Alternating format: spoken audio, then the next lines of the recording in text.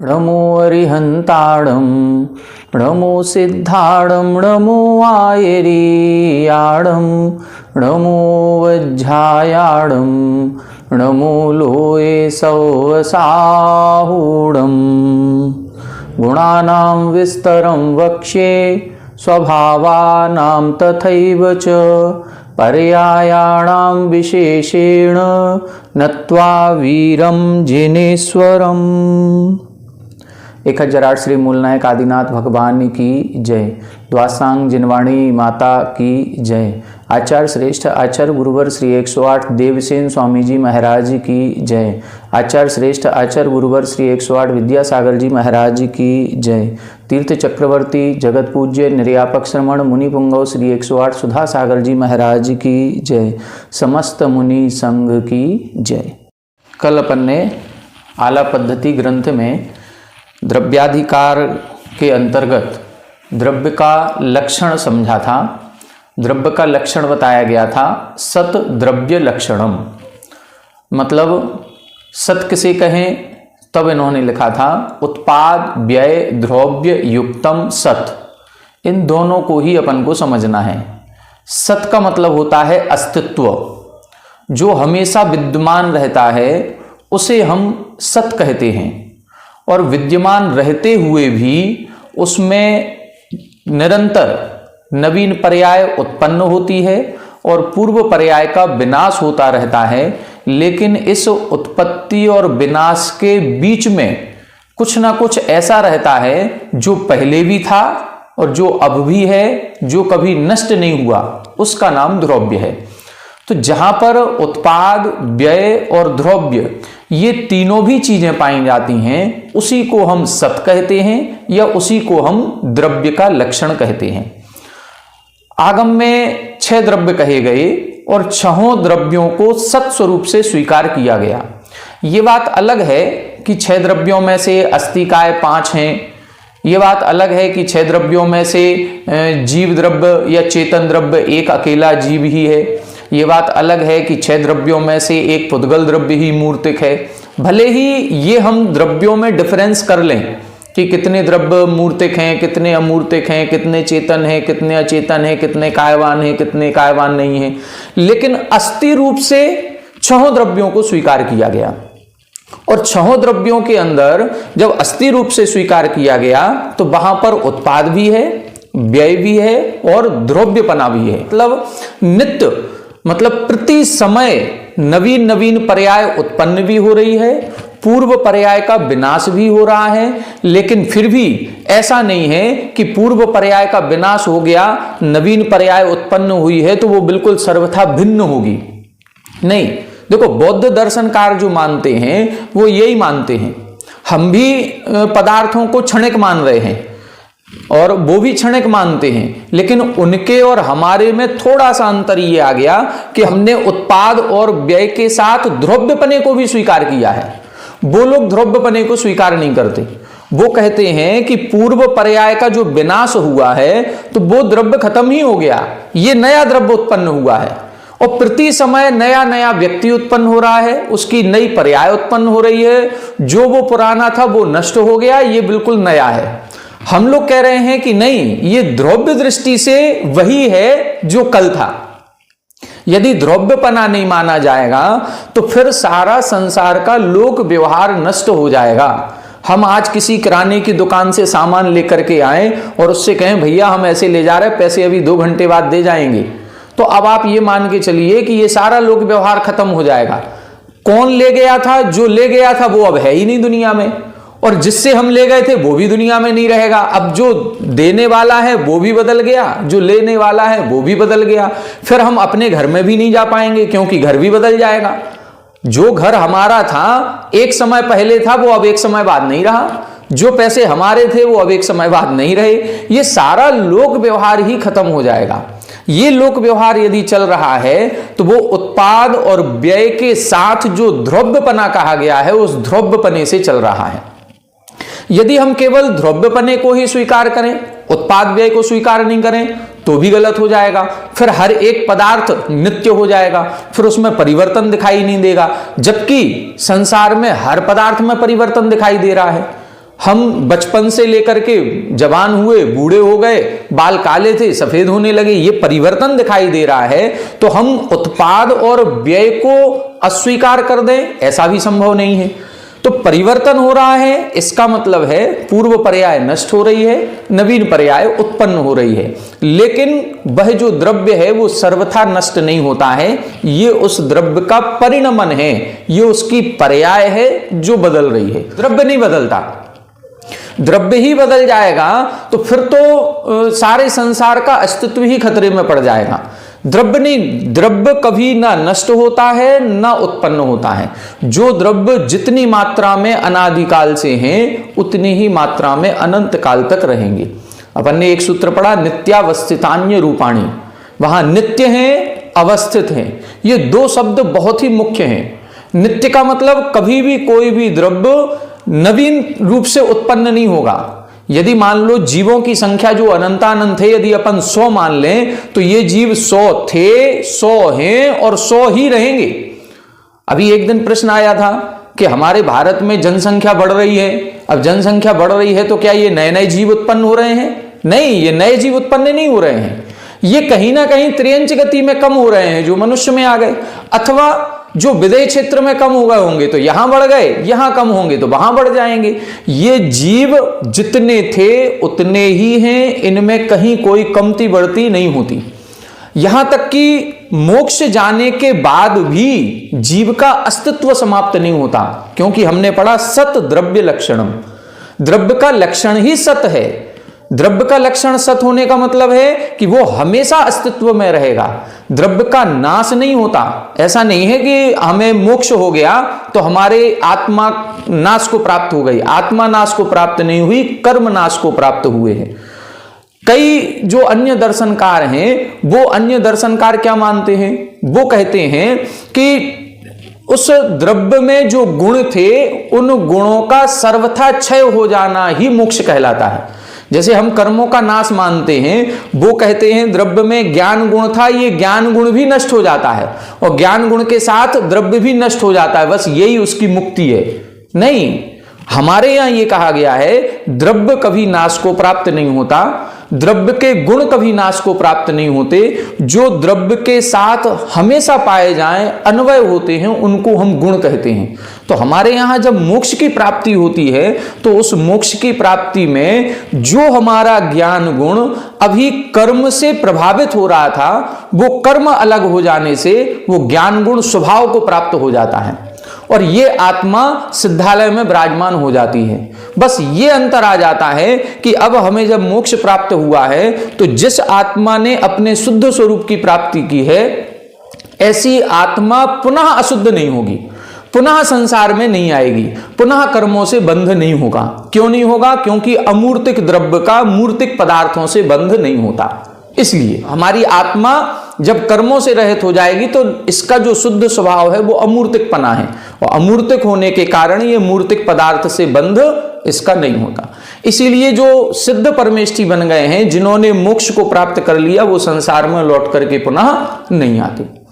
तो ये हमें स्थिति समझनी पड़ेगी। ये अपन ने कल समझा था, उत्पाद, व्यय और द्रव्य, ये तीनों को सत कहते हैं और सत द्रव्य का लक्षण है। कई बार हो सकता है, पेपर की दृष्टि से बता रहे हैं, पेपर में आपको घुमा फिरा करके पूछा जा सकता है। यदि मान लो 4 विकल्प दिए गए और आपसे पूछा जाए कि द्रव्य का लक्षण क्या है, उसमें उत्पाद भी दिया, व्यय भी दिया, द्रव्य भी दिया और सत भी दिया, तो आप क्या लिखेंगे? अब कंफ्यूज हो जाएंगे, हम उत्पाद को कहें कि व्यय को कहें कि द्रव्य को कहें। नहीं, आपको सूत्र पर ध्यान देना है, सत द्रव्य लक्षणम। द्रव्य का लक्षण सत है। अब उस समय उत्पाद व्यय द्रव्य पर टिक नहीं करना, उस समय तो सत पर टिक करना है। सत किसे कहते हैं तब बताया गया, उत्पाद व्यय द्रव्य युक्तम सत। एक स्पष्ट अपन को समझना है, सत का मतलब है अस्तित्ववान, जो पदार्थ हमेशा अस्तित्व में रहता है और जिसमें उत्पाद व्यय द्रव्य होते रहते हैं उसको हम द्रव्य कहते हैं। ठीक है, फिर इसके बाद अपन ने इसके गुणों की चर्चा की थी। लक्षणानि कानि, लक्षण कितने प्रकार के होते हैं।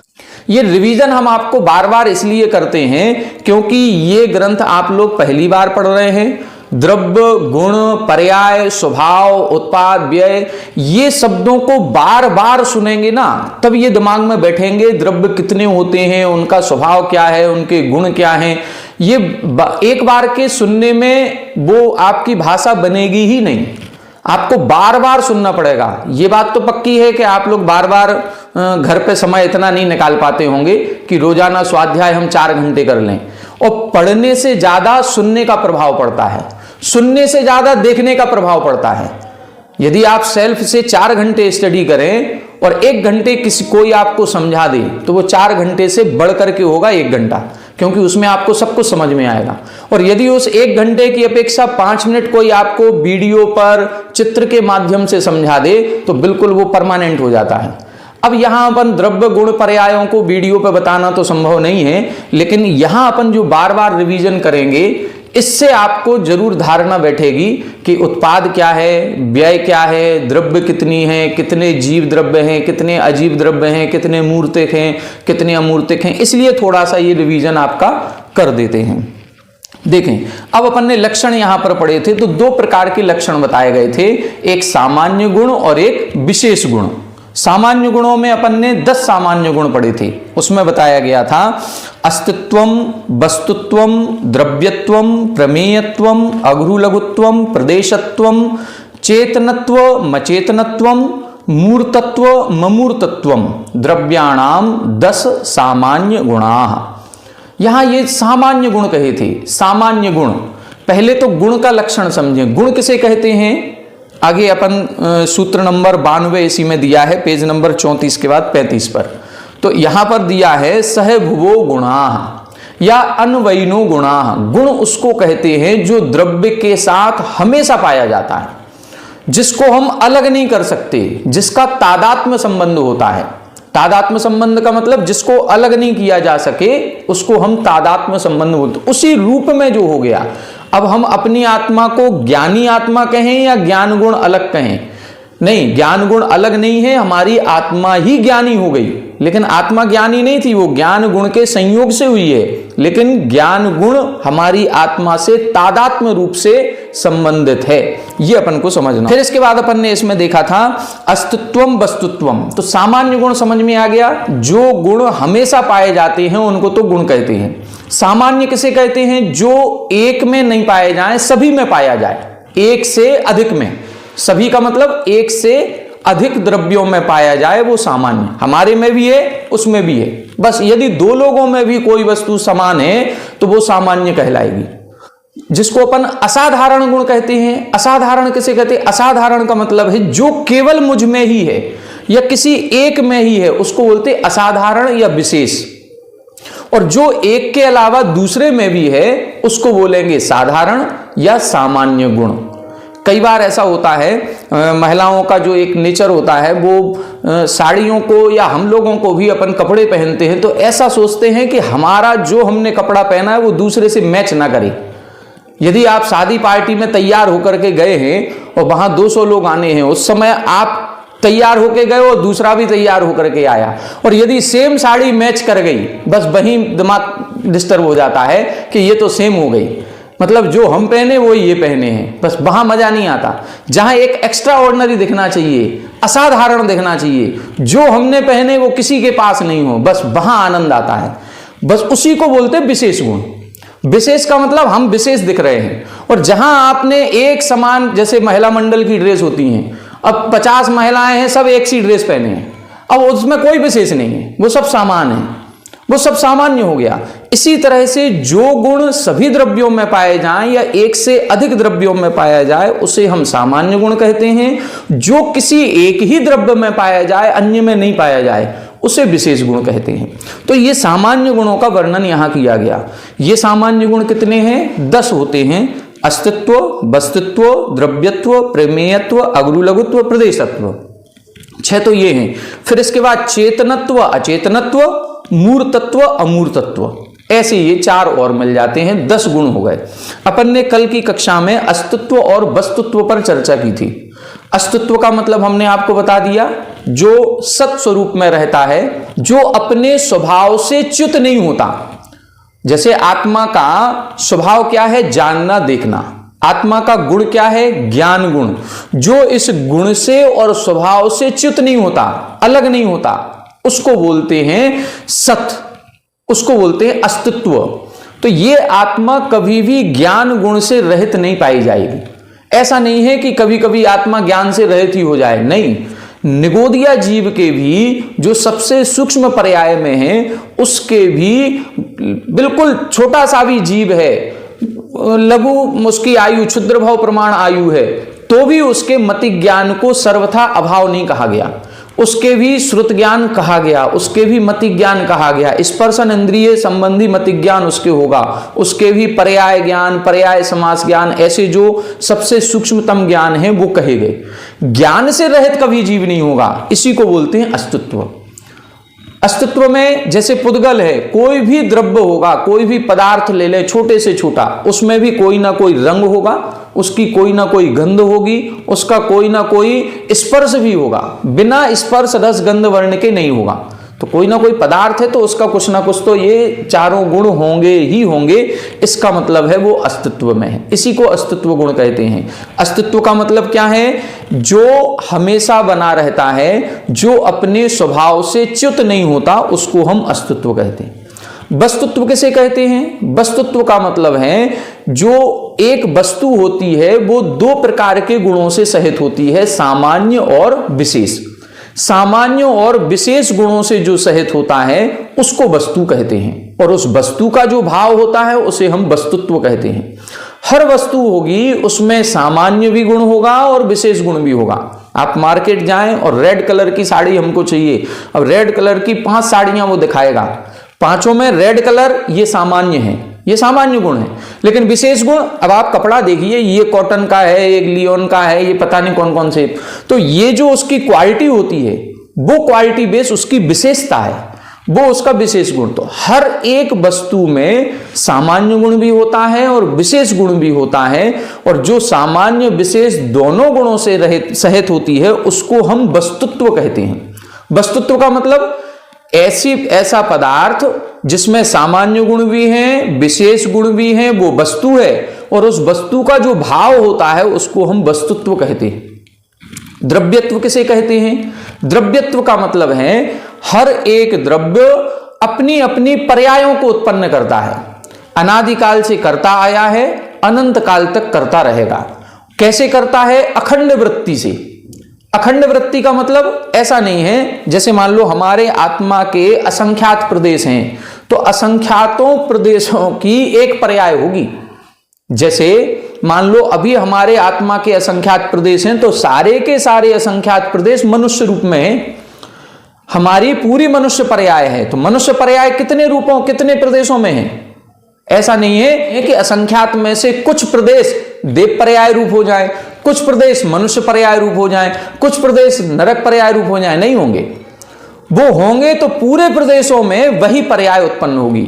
अपन इसकी जब व्युत्पत्ति पढ़ेंगे तो व्युत्पत्ति में आएगा कि जो निज निज प्रदेश समूह है, अखंड वृत्तियां, मतलब अखंड वृत्ति से, खंड खंड वृत्ति से नहीं, अखंड वृत्ति से अपने अपने प्रदेशों की अपेक्षा से जो पर्यायों से सहित था, पर्यायों से सहित है और पर्यायों से सहित होगा, उसको हम द्रव्य कहते हैं। जो द्रव्य का लक्षण अपन ने पढ़ा ना, उत्पाद व्यय द्रव्य, वही द्रव्यत्व भाव है। द्रव्यपना होना ये द्रव्यत्व है, जिसमें पर्याय उत्पन्न होती हैं, पर्याय नष्ट होती हैं, उसको द्रव्यत्व कहते हैं। प्रमेयत्व का मतलब क्या है? प्रमेयत्व देखो 3-4 शब्द मिलेंगे आपको। एक जैसे ज्ञान, फिर मिलेगा ज्ञाता, एक मिलेगा ज्ञान, ज्ञाता, ज्ञेय, और एक होता है ज्ञप्ति। ये 4 शब्द हो गए। ज्ञान जिसके द्वारा पदार्थों को जाना जाता है, ज्ञान किसे कहेंगे? जिसके द्वारा पदार्थों को जाना जाता है वो ज्ञान है। ठीक है, कौन जानता है? जो जानने वाला है वो ज्ञाता। ज्ञाता किसको कहेंगे? हम मान लो जान रहे हैं तो हम ज्ञाता हो गए। जिस माध्यम से जान रहे हैं, जिस गुण से जान रहे हैं, उसको हम ज्ञान गुण कहेंगे। जिस पदार्थ को जानेंगे उसको ज्ञेय कहेंगे। उसको क्या कहेंगे? ज्ञेय। और उस जानने का जो फल होता है उस फल को बोलते ज्ञप्ति। इसी तरह से जैसे ये 4 शब्द हैं, सेम इसी के पर्यायवाची 4 शब्द और होते हैं। प्रमाता, प्रमेय, प्रमाण और प्रमिति। ज्ञाता, प्रमाता एक ही चीज है। ये न्याय के शब्द बता रहे हैं हम आपको। अभी आपने ज्ञान, ज्ञाता, ज्ञेय ये शब्द सुने होंगे, छेढ़ाला में पढ़ा होगा, जहां ज्ञान, ज्ञाता, ज्ञेय को न विकल्प बच भेद ना जहां। तो ये जो अपन ने ये 3 शब्द पढ़े, सेम जब न्याय की भाषा पढ़ेंगे तो आपको दूसरे शब्द पढ़ने में आएंगे, प्रमाता, प्रमेय, प्रमाण और प्रमिति। आपने पढ़ा होगा सम्यक ज्ञानम प्रमाणम। सम्यक ज्ञान को प्रमाण कहते हैं। तो ज्ञान कहें या प्रमाण कहें एक ही चीज, ज्ञाता कहें या प्रमाता कहें एक ही चीज, इसी तरह से ज्ञेय कहें या प्रमेय कहें एक ही चीज। इधर प्रमेयत्व गुण की बात कर रहे हैं, इसलिए ये शब्द बताए। ज्ञेय और प्रमेय एक ही चीज है। जिन पदार्थों को जाना जाता है उनको ज्ञेय कहते हैं या प्रमेय कहते हैं। अब आपको इस गुण से क्या मतलब है? इस गुण का मतलब यह है कि हम लोग इस गर्व में या घमंड में या अभिमान में रहते हैं कि हमने इसको जाना है, हमने इस किताब को जाना, हमने इस मोबाइल को जाना, हमने इन चेयर को जाना, हमने मकान को जाना, हमने इस पत्नी पुत्रादिक को जाना। नहीं, हम जानने वाले कोई नहीं होते हैं। हमारा ज्ञान तब कार्यकारी है जब उस पदार्थ में प्रमेयत्व गुण होता है। जानना और अपने आप को जनवाना, ये दोनों में अंतर है। प्रमिति और ज्ञप्ति ये एक ही चीज है, हमने आपको बता दिया। चारों चीजें एक हैं जो आपने ये अभी मैसेज भेजा है। प्रमिति, ज्ञप्ति यानी ज्ञान का फल, प्रमाता, ज्ञाता जानने वाला, प्रमाण और ज्ञान यानी जिसके द्वारा जाना जाता है, ज्ञेय और प्रमेय यानी जिस पदार्थ को जानते हैं। तो हम इधर ये बताना चाह रहे थे कि जो प्रमेय है, जिसको हम ज्ञेय कह रहे हैं, हम यदि पदार्थ को जान रहे हैं तो वो पदार्थ में प्रमेयत्व गुण है, इसलिए हम उसको जान पा रहे हैं। हम अपने ज्ञान से जान रहे नहीं, उस पदार्थ में प्रमेयत्व गुण है। यदि पदार्थ में प्रमेयत्व गुण नहीं होगा तो हमारे पास कितने बड़ा से बड़ा ज्ञान गुण क्यों ना हो, हम उस पदार्थ को नहीं जान पाएंगे। ये बहुत बड़ी विशेषता बता रहे हैं। आप इसको समझें, यदि हमने मति ज्ञान के द्वारा किसी पदार्थ को जाना है, अपनी आंखों से किसी पदार्थ को देखा है, तो उस पदार्थ में प्रमेयत्व गुण है, इसलिए हम उसको जान पा रहे हैं। ये बता रहे हैं कि जिस पदार्थ को हम जान रहे हैं वो उस पदार्थ के प्रमेयत्व गुण के कारण से जान रहे हैं। आज केवल ज्ञानी हैं, केवल ज्ञानी ने भी धर्म द्रव्य को जाना, अधर्म द्रव्य को जाना, आकाश द्रव्य को जाना। कैसे जान लिया? वो उस धर्म द्रव्य में प्रमेयत्व गुण है, इसीलिए केवल ज्ञान ने जान लिया। यदि धर्म द्रव्य में प्रमेयत्व गुण नहीं होता तो केवल ज्ञानी भी धर्म द्रव्य को नहीं जान पाते। एक जानना और एक जनवाना, ये दोनों चीजें हैं। तो इधर ज्ञान गुण से जानते हैं और प्रमेयत्व गुण जनवाता है। आप हमारा ज्ञान कर रहे हैं, इसका मतलब हमारे अंदर भी कोई क्वालिटी है, केवल आपके अंदर नहीं है। हमने यदि इस किताब को जाना है तो केवल हमारे अंदर ही ज्ञान की क्वालिटी है इसलिए जान लिया? नहीं, इस किताब के अंदर भी प्रमेयत्व गुण है। इस प्रमेयत्व गुण के कारण से हमारा ज्ञान इसको जान पा रहा है। ये इधर बताना चाह रहे हैं। तो प्रमेयत्व गुण 6 द्रव्यों में होता है, जिसके कारण वो ज्ञान का विषय बनता है। ये चीज इसमें कही गई। प्रमेयत्व गुण समझ में आ गया? प्रमेयत्व गुण समझ में आया कि नहीं आया? प्रमेयत्व का मतलब है, अभी नहीं आया। प्रमेयत्व का मतलब है कि यदि हम एक अपने बेटे को देख पा रहे हैं कि ये हमारा बेटा है, तो केवल हमारा ज्ञान काम नहीं कर रहा है, उसके अंदर भी प्रमेयत्व गुण है, इसलिए हम उसको जान पा रहे हैं। यदि उसके अंदर प्रमेयत्व गुण नहीं होता तो हम कितना भी ज्ञानी हो जाएं उसको नहीं जान पाएंगे। धर्म, अधर्म, आकाश, काल द्रव्य अमूर्तिक द्रव्य हैं। अमूर्तिक द्रव्यों का ज्ञान कैसे हो गया? अमूर्तिक द्रव्यों का ज्ञान केवल ज्ञान से भी कैसे हो गया? वो इसीलिए हो गया क्योंकि उनके अंदर प्रमेयत्व गुण है। प्रमेय का मतलब अपने आप को जनवाना। जीव द्रव्य के अंदर दोनों गुण हैं, ज्ञान गुण भी है, प्रमेयत्व गुण भी है। अन्य जो द्रव्य हैं, अन्य द्रव्यों में केवल प्रमेयत्व गुण है, ज्ञान गुण नहीं है। धर्म द्रव्य में प्रमेयत्व गुण है, तो प्रमेयत्व गुण के कारण हम धर्म द्रव्य को जान सकते हैं। जैसे कई बार ऐसा होता है, एक बार लखनऊ गए थे तो उसमें जो वो भूल भुलैया टाइप की बनी हुई है, वहां पर कुछ ऐसे पॉइंट उसने दिखाए थे कि यहां से आप दुश्मन को देख सकते हो लेकिन दुश्मन आपको नहीं देख सकता। ऐसा पॉइंट बना है कि वहां से कोई भी दुश्मन का व्यक्ति आएगा तो हम यहां से उसको देख सकते हो, गोली से मार सकते, लेकिन वो आपको नहीं देख पाएगा। इसका मतलब इसी तरह से इधर समझना है, धर्म द्रव्य के अंदर एक ही गुण है, प्रमेयत्व का गुण, ज्ञान गुण नहीं है। तो धर्म द्रव्य जान नहीं सकता लेकिन अपने आप को जनवा सकता है, उसका हम ज्ञान कर सकते हैं, लेकिन वो किसी पदार्थ का ज्ञान नहीं कर पाएगा। आत्मा कैसी है? आत्मा के अंदर दोनों गुण हैं, ज्ञान गुण भी है, प्रमेयत्व गुण भी है। इसीलिए आत्मा दूसरे पदार्थों को भी जानती है और स्वयं को भी जानती है, स्वयं को भी जान रही है। आत्मा को कौन जानेगा? नहीं तो आत्मा को जानने वाला है कौन? ज्ञान गुण के कारण से आत्मा में जो प्रमेयत्व गुण है, उस प्रमेयत्व गुण के कारण से हम आत्मा को भी जान रहे हैं। इसलिए जीव द्रव्य को स्वपर प्रकाशी कहा गया। स्वपर प्रकाशी का मतलब हमारा जो ज्ञान गुण है वो स्वयं को भी जानता है और पर को भी जानता है। ये विशेषता अन्य द्रव्यों में नहीं है। अन्य द्रव्य प्रकाशी तो हैं, मतलब उनको हम जान सकते हैं, वो दूसरे को नहीं जान सकते।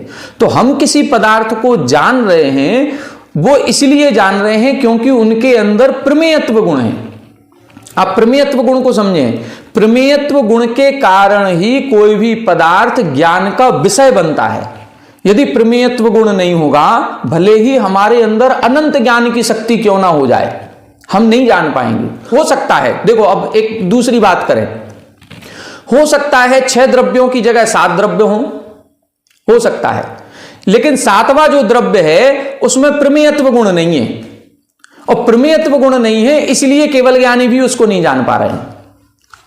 अब जब उसके अंदर प्रमेयत्व गुण नहीं होगा, भले अस्तित्व गुण है, बना है, लेकिन प्रमेयत्व गुण नहीं है, इसलिए केवल ज्ञानी भी नहीं जान पाएंगे उसको, वो ज्ञान का विषय ही नहीं बनेगा। जब ज्ञान का विषय नहीं बनेगा तो वो अस्तित्व में भी नहीं आ पाएगा, उसको कोई कहेगा भी नहीं कि ये भी पदार्थ है। इसीलिए इधर कहा गया ये प्रमेयत्व गुण सामान्य गुण हैं, जितने भी द्रव्य हैं उन सभी में ये प्रमेयत्व गुण पाया जाता है। ठीक है। दूसरा अगला है अगरु लघुत्व। अगरु लघुत्व गुण ऐसा गुण है जिसके बारे में आगम में यह कहा गया है कि यह सूक्ष्म है, वचन के अगोचर है। अगोचर का मतलब वचनों से इस गुण के बारे में कुछ विशेष कहा नहीं जा सकता कि कैसा होता है, इसको तो आगम प्रमाण से ही जाना जाता है। आगम में लिखा है कि एक अगरु लघु नाम का गुण होता है और उस गुण के कारण ही सभी द्रव्यों में निरंतर पर्याय उत्पन्न होती रहती हैं। हमारे अंदर यदि जीव द्रव्य के अंदर प्रति समय कोई पर्याय उत्पन्न हो रही है तो वो किस कारण से हो रही है? अगरु लघु गुण के कारण से। कल हमने आपको बताया था धर्म द्रव्य, अधर्म द्रव्य, आकाश द्रव्य, काल द्रव्य, ये जो द्रव्य हैं इनकी पर्याय कैसे उत्पन्न होती हैं? इनकी पर्याय उसी अगरु लघु गुण के कारण से उत्पन्न होती हैं, क्योंकि ये द्रव्य स्वभाव में ही रहते हैं, विभाव में रहते नहीं। इनकी अर्थ पर्याय ही होती है, व्यंजन पर्याय को हम वर्णन नहीं कर सकते। तो वो जो अर्थ पर्याय उत्पन्न हो रही है, प्रति समय इनमें परिवर्तन हो रहा है, वो अगरु लघु गुण के कारण से हो रहा है। कैसे होता है? ये अगरु लघु गुण षड्गुणी हानि वृद्धि रूप होता है। इसमें 6 गुणी हानि होती है, 6 गुणी वृद्धि होती है, और ये जो 6 गुणी हानि वृद्धि हुई है उसी में जो परिवर्तन हो रहा है, बस वो ही परिवर्तन ही षड्गुणी हानि वृद्धि कहलाती है। इसके लिए उदाहरण दिया समुद्र के पानी का। समुद्र का पानी ना घटता है ना बढ़ता है, लेकिन लहरें ऊंची नीची होती रहती हैं। कभी लहर ऊपर जाती है, कभी लहर नीचे आती है, कभी ज्वार होता है, कभी भाटा होता है। तो ज्वार भाटे में कम से कम नहीं तो 1.5 से 2 किलोमीटर पानी का अंतर आ जाता है। पानी समुद्र के बिल्कुल 1 किलोमीटर पीछे। हम एक बार सूरत गए थे, हमने कहा सूरत में चलो समुद्र देख करके आए, तो उन्होंने उधर बताया कि अभी यदि कृष्ण पक्ष चल रहा है तो समुद्र का पानी को आपको देखने के लिए 2 किलोमीटर आगे जाना पड़ेगा, क्योंकि पानी अभी 2 किलोमीटर पीछे चला गया। और यदि पूर्णिमा का दिन है तो वही पानी 2 किलोमीटर आगे मिलेगा। इतना अंतर समुद्र के पानी में आ जाता है। ये पानी कोई घट नहीं गया, 2 किलोमीटर पानी वो कहां चला गया? कहीं घट नहीं गया। पानी में जो लहरें उत्पन्न हो रही हैं ऊंची नीची, ये ही उसकी षड्गुणी हानि वृद्धि कहलाती है। इसी तरह से पुद्गल द्रव्य हो, चाहे धर्म द्रव्य हो, चाहे अधर्म द्रव्य हो, चाहे काल द्रव्य हो, कोई भी द्रव्य होता है, उस शुद्ध द्रव्य में उसके गुण के, द्रव्य के अनंत अविभागी प्रतिच्छेद होते हैं। उन अनंत अविभागी प्रतिच्छेदों में घटती बढ़ती चलती रहती है। कभी वो प्रतिच्छेद बढ़ जाते हैं, कभी वो प्रतिच्छेद घट जाते हैं। बस इसी को हम षटगुनी हानि वृद्धि कहते हैं। षटगुनी हानि वृद्धि समझ में आई? उनके अविभागी प्रतिच्छेदों का घटना और बढ़ना। एक छोटा सा उदाहरण देते चलो, हमने अभी क्लास में भी आपको दिया था। मान लो हमने 10 किलो चांदी खरीद करके रखी है, ठीक है? कितने? 10 किलो चांदी। 1 किलो का रेट अभी लगभग 70,000 मान के चले। हमने 10 किलो चांदी खरीदी 7 लाख रुपए की। अब जिस समय हमने खरीदी वो तो उस समय 7 लाख की थी। हमारे खरीदने के 1 महीने बाद वो 70 से 80,000 हो गई। तो हमारे रेट बढ़ गए कि नहीं बढ़े? 7 लाख के कितने हो गए? अब 8 लाख हो गए। वही कुछ दिनों के बाद 6 महीने बाद 1 लाख पहुंच गई। तो हमारा रेट बढ़ा कि नहीं बढ़ा? हमारा भी बढ़ गया। हमारी भी पूंजी कितनी हो गई? 10 लाख की। लेकिन चांदी बढ़ी क्या? चांदी नहीं बढ़ी। चांदी तो 10 किलो ही है। चांदी तो वो 10 किलो है, 10 किलो ही रहेगी, लेकिन उसका भाव ऊपर पहुंच गया। कभी उसका भाव नीचे आ जाए, पहले 70 तक पहुंच गई थी, फिर 35 तक आ गई घट करके। तो जहां 70 का भाव हमने खरीदा था 10 किलो 7 लाख की, और वो घट करके 35,000 पर आ गई, तो हमारे भी पैसे कम हुए कि नहीं हुए? हमारे भी पैसे कम हो गए। वो 7 लाख के 3.5 लाख बचे। लेकिन चांदी अभी भी हमारे पास पूरी 10 किलो ही है। चांदी में अंतर नहीं आया, चांदी के रेट में अंतर आ रहा है। जिन्होंने 70 में खरीदी थी और 70 की आज पुनः हो गई, 10 साल का अंतर आ गया। उस 10 साल में क्या उनके परिणामों में, क्या उसके भाव में कोई अंतर नहीं आया? इन 10 सालों में 70 की उसने 10 साल पहले खरीदी थी, 70 की आज फिर है। वही 7 लाख की पहले थी, वही 7 लाख की आज है। लेकिन इन 10 सालों में प्रतिदिन उसके भाव में अंतर आया। प्रतिदिन 70 से 69 हुई, 68 हुई, 60 हुई, 35 हुई, 40 हुई, 42 हुई, फिर घट के 30 आ गई, फिर बढ़ करके 70 हो गई। तो हम तो 10 साल में ये कहेंगे कि हमारा तो कुछ नहीं हुआ, कोई फायदा नहीं हुआ। 10 साल पहले भी 70 थी, आज भी 70 है, 7 लाख की खरीदी थी, 7 लाख ही है। वो भले 7 लाख के 7 लाख हैं, लेकिन इन 10 सालों में अंतर आया था कि नहीं आया था? बस वो प्रति समय जो अंतर हुआ, कभी रेट दुगने हो गए, कभी रेट आधे हो गए। बस इसी को बोलते हैं अनंत गुणी। अभी हम कह रहे हैं 2 गुणी। कभी रेट 2 गुने हो गए, कभी रेट 4 गुने हो गए, कभी रेट 10 गुने हो गए, कभी रेट 100 गुने हो गए। और इसी को हम कहें असंख्यात गुने हो गए, इसी को हम कहें अनंत गुने हो गए। अब इसी में भाग हानि कर दो। जब घटता है रेट तो आधा हो गया, आधे से भी आधा हो गया, 2 गुना कम हो गया, 4 गुना कम हो गया, 10 गुना कम हो गया। इस प्रकार से अभी बीच में 4-5 साल पहले थोड़ा सा एक बिटकॉइन के बारे में सुना था।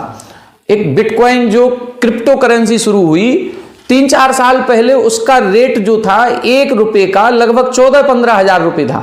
मात्र 14-15 हजार। उसको हमने भी देखा। लेकिन आज वही रेट उसका 37 लाख और 38 लाख पहुंच गया केवल 4 साल में। और उसमें फ्लक्चुएशन इतना तेज होता है कि रोज 2-4 लाख रुपए घटते हैं और बढ़ते हैं। अब हमारे पास, हमने मान लो 1 बिटकॉइन खरीद के रखा है, तो हमारे पास तो वो 1 ही कॉइन रहेगा ना, 1 ही सिक्का है हमारे पास।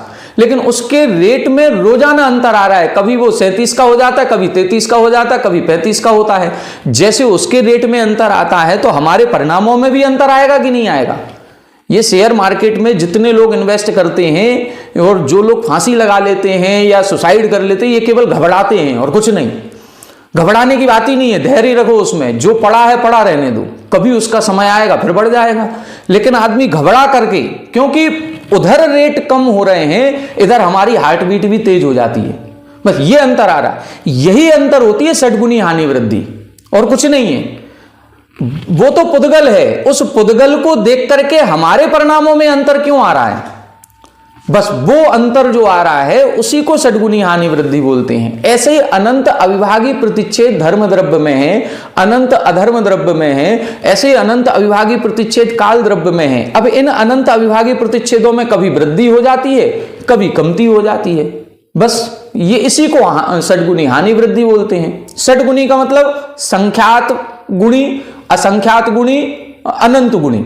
बस इस तरह से करते हैं, संख्यात भाग हानि, असंख्यात भाग हानि, अनंत भाग हानि। जब इसको अपन और पढ़ेंगे तो और अच्छे से समझ में आएगा।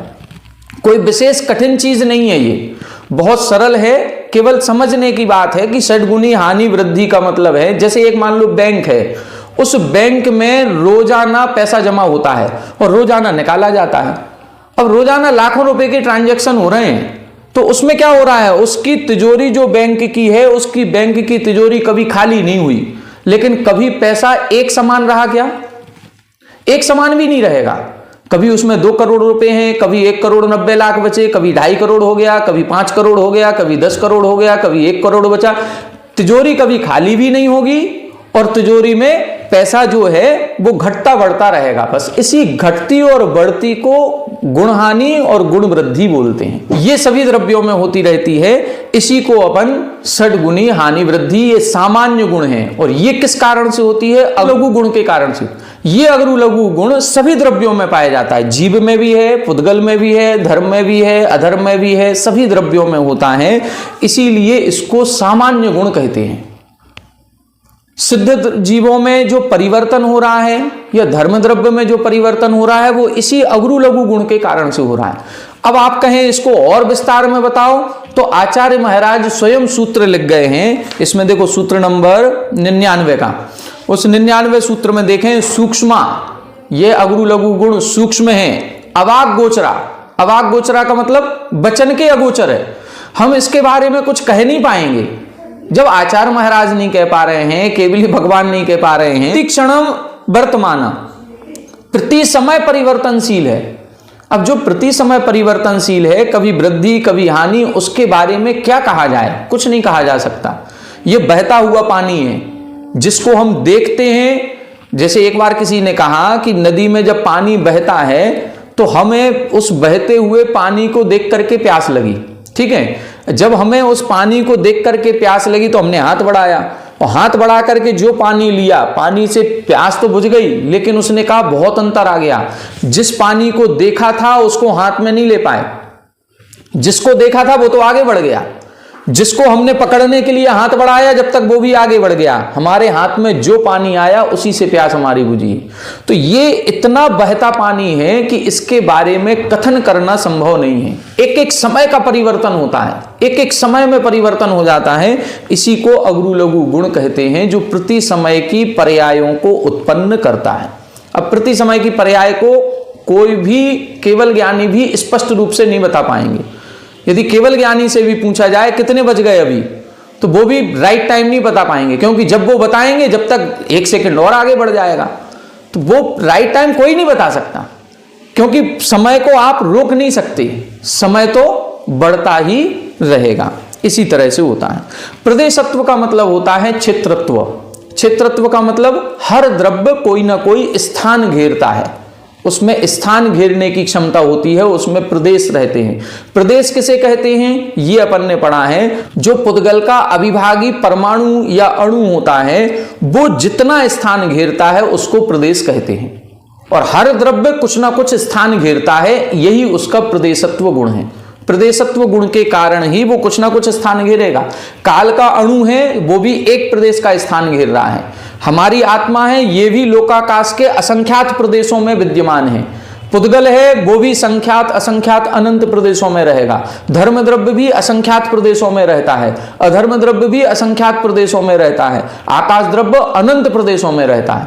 तो ये हर द्रव्य में एक ठहरने की, जो एक स्थान को घेरने की क्षमता है, उसको हम प्रदेशत्व गुण कहते हैं।